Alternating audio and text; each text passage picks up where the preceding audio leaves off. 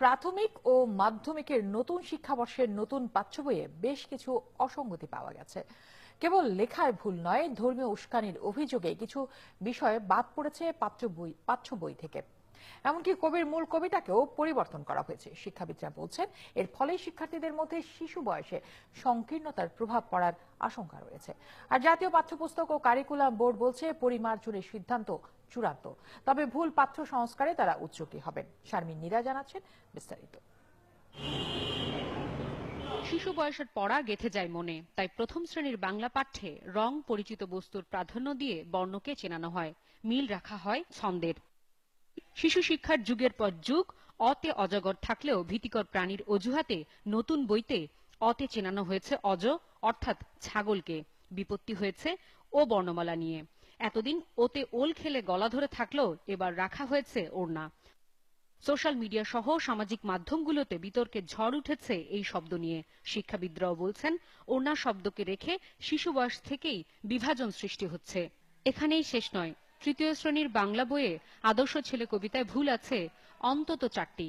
ইচ্ছে মতো ই প্রত্যয় চতুর্থ লাইনে মানুষ হইতে জায়গাতে হতে লেখা হয়েছে। কিন্তু কবির লেখা যে কবিতা, সেটার শব্দ চয়ন তো পরিবর্তন হওয়ার কথা না, এটা করা উচিত না, এটা বিকৃত হয়ে যাচ্ছে।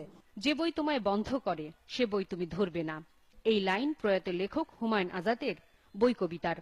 এমন লাইন ধর্মীয় অনুভূতিতে আঘাত দিতে পারে, এই অভিযোগে পঞ্চম শ্রেণীর বাংলা পাঠ্য থেকে এই কবিতা বাদ হয়েছে। একইভাবে অনুদিত সাহিত্যে অষ্টম শ্রেণীর আনন্দ পাঠ থেকে বাদ দেওয়া হয়েছে রামায়ণ।